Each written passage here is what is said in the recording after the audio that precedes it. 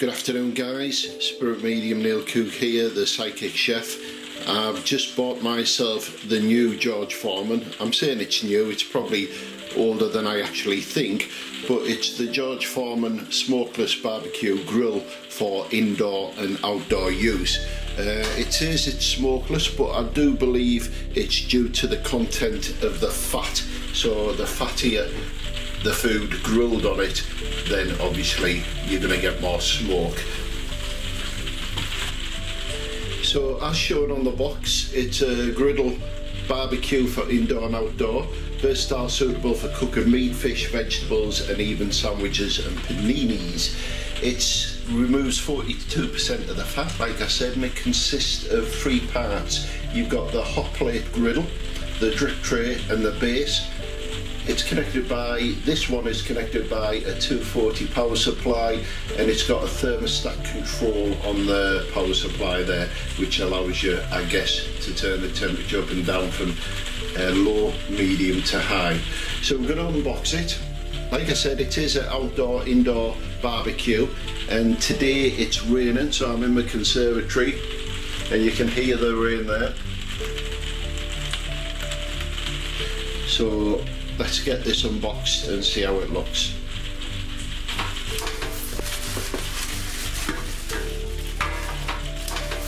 And the power supply.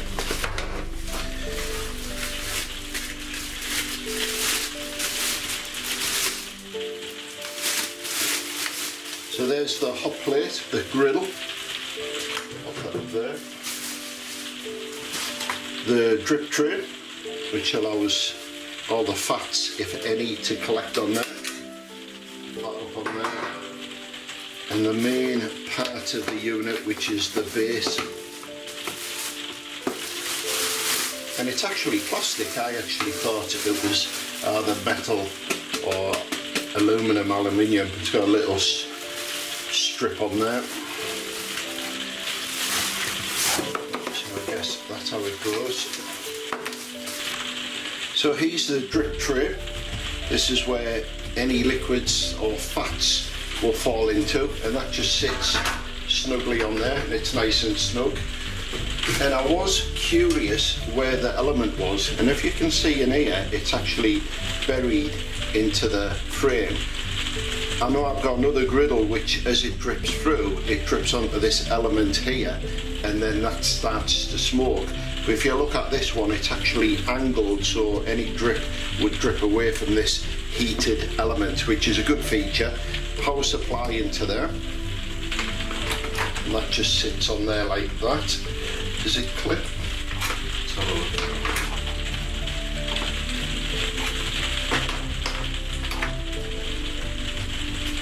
Right, that looks about right. There we go. So that's how it sits, nice and snug, no movement, and then the power supply and cord just goes straight into there. So not sure which way is which yet, but we'll find that out in a minute. So let me show you what we're going to cook. So minced beef, ground minced beef. It's a low fat one, this, so there shouldn't be much dripping from it. I'm going to mix an egg with this and then make it into patties, into burgers, and then we're going to cook 2 quarter pounders with that. I've also got some marinated chicken. So this is a marinated barbecue chicken. There's 2 pieces there, and another marinated chicken with lemon and herb.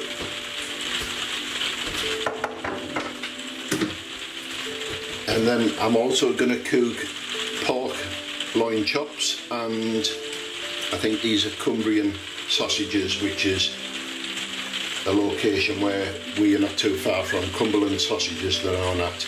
So they contain a lot of fat on the meat, so we'll see how that works. It's a little bit of fat in here, so we'll see how much smoke it produces from there, and the chicken should cook normal. So this mincemeat has already been seasoned. I've added an egg, but I've done it off camera because I made such a pig's ear of it. So I've separated the yolk from the from the egg itself. It's in there, and this is going to help it bind together. So what I'm going to do now is just mix it all together and then create my patties. I hope you can see this.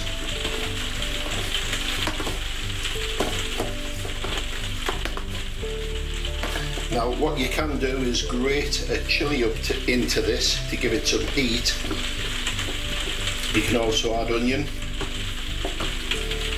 Don't forget your salt and pepper, seasoned to taste.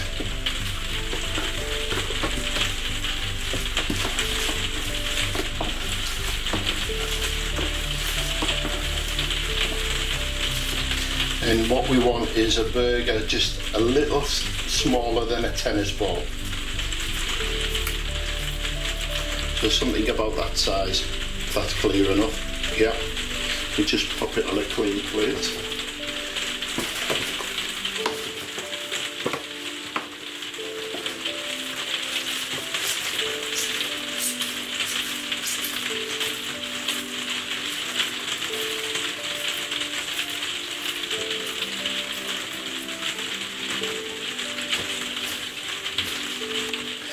So here are my two burgers, my two patties. What I'm going to do now is just squash them down a little, and I want to make them around an inch. Let's just bind them together a little bit more. So we want them to be around an inch in thickness, and we can always manipulate this as it's cooking as well. I'll give you a tip: if you press the middle further down than the edges, it'll stop the burger rising in the middle of the pan or griddle.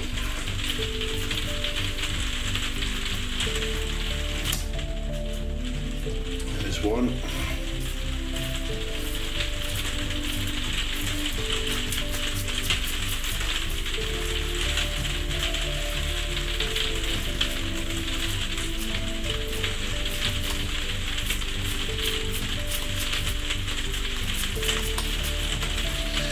There's two. My wife can have that one, it's falling apart. So what we're going to do now is turn this on. That's medium and that's high. So what we'll do, we'll take it down to medium, because what I don't want to do is cook my chicken too quickly where it's going to be undercooked underneath. So let's pop that on there. We'll start off with that piece, and then we'll monitor this and see how much smoke, if any, it gives out as it's cooking.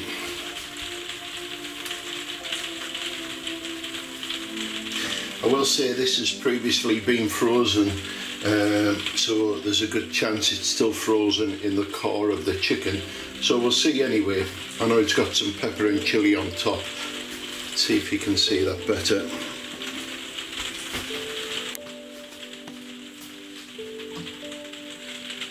So that's just chicken breasts with pepper and chilli on top. Made it up, marinated, and it's been out of the kitchen. It's been out of the freezer now for a little time, so it should have defrosted, but the centre may still be frozen, so I'm just making sure. So as you can hear, it is starting to cook now. It's only on a minimum heat. It is a thermostatic controller, so the light will switch in and off as it's cooking. Just my tripod, that noise. What you would have to be careful with using this is not to use metal utensils on this surface here, because there's a likely you'll damage or scratch the protective coating, and then obviously you lose the non-stick once that goes. I dare say George Foreman will sell these products separate as parts along with the drip tray in case you lose it, but this was only £60 in total, so it's a really good bargain for indoor use. Still no smoke yet, and it's I can hear it sizzling.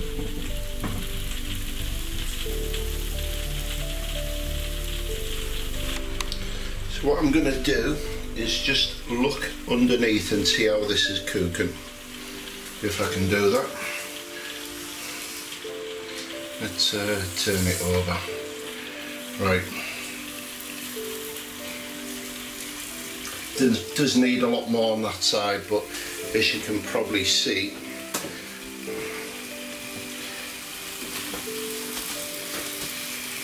there's your griddle marks, but not enough. So obviously it does need more cooking on that side. What I'll do is I'll start cooking the other side as well to seal that side.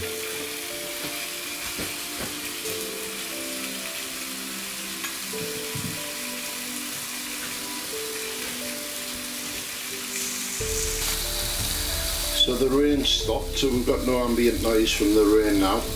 This has been turned up to a little over a medium heat. I can feel it on my face now, and I'm stood around 50 centimetres away. As we can see, it's not giving off any smoke from the fats, but once we start cooking the fattier meat, i.e. the pork or the sausage or the burgers, then we'll see what it does then.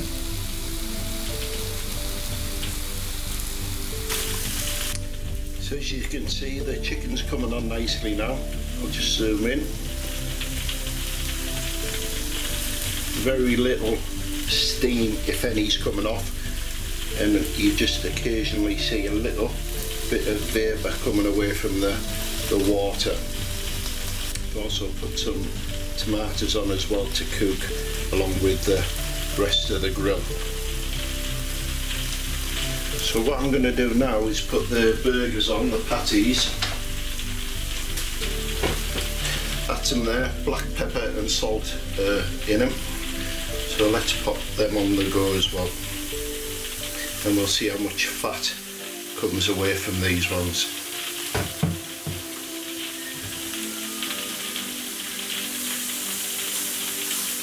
All we're going to do is just slightly press them down a bit, make them nice and firm. Just wash my hands.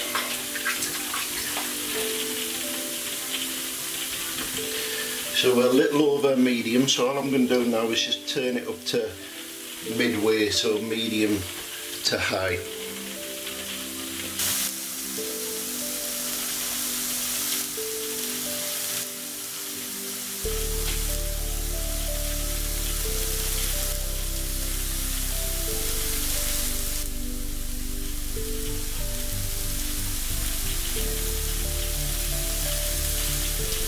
To remember, there's no oil added in this cooking process, so most of the fat, if any, is going to drop away.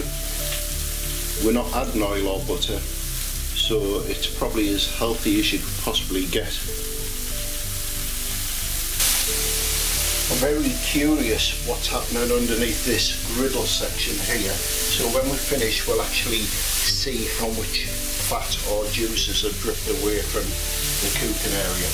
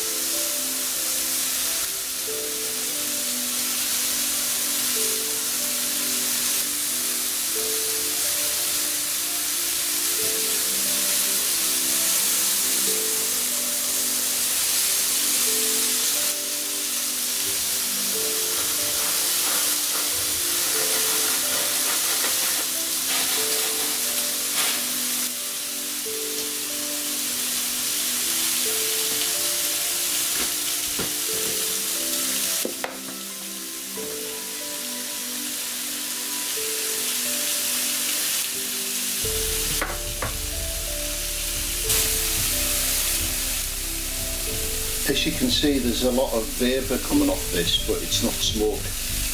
You have to remember, a lot of meats which we buy have a large water content, and all which is happening here with the pork, as you can see, that's just the water content steaming, and you can see it all on top of that there. Chicken's looking very nice. Burgers are ready to be turned over very soon. There's some of the fat content which has come away from the pork.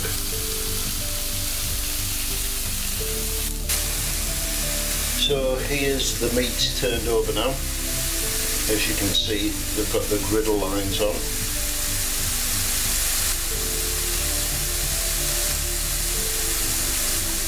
The rest of the fats which were on the pork chops are rendering away.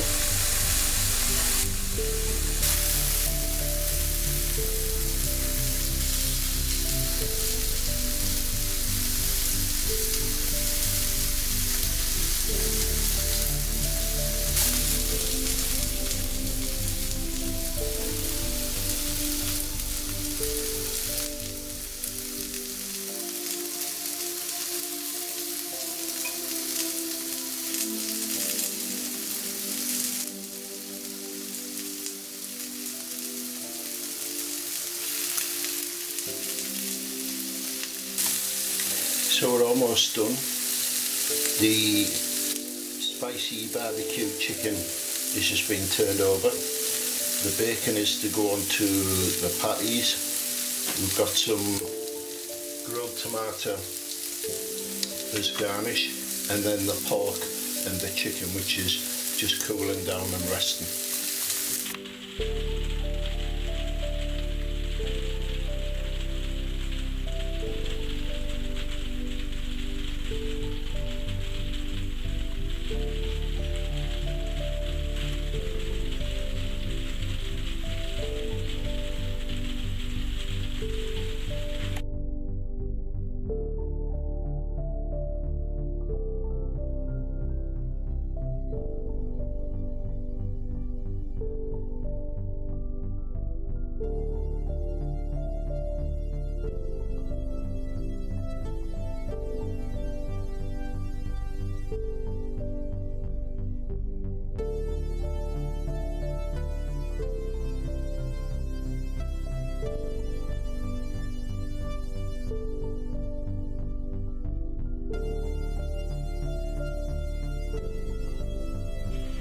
So the big question is, how easy is this to remove, and how much dirt is in there, and how do we clean it? Well, cleaning is straightforward. You can pop it in your dishwasher, you can use it in your kitchen sink, and use a non-abrasive cleaning sponge or pad, and the drip tray as well goes into the dishwasher or the sink.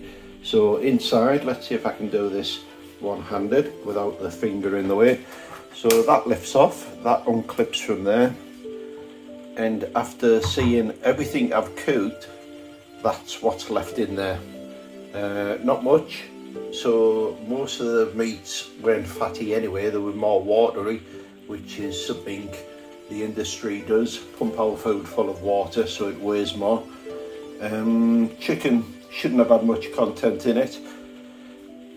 That's the grill, and if we flip it over, as you can see there, the element has no fats or grease on it, which is the bit running around in the middle, and that can be placed in a dish of hot soapy water or the dishwasher and put through there. It all can go in the dishwasher, it can.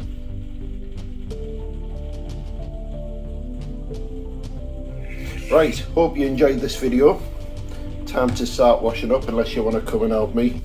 My name's Neil Cook, thank you for watching this. If you liked what you saw, the review was on the George Foreman and not my cooking, and most of it was done with one hand, so please give me some credit.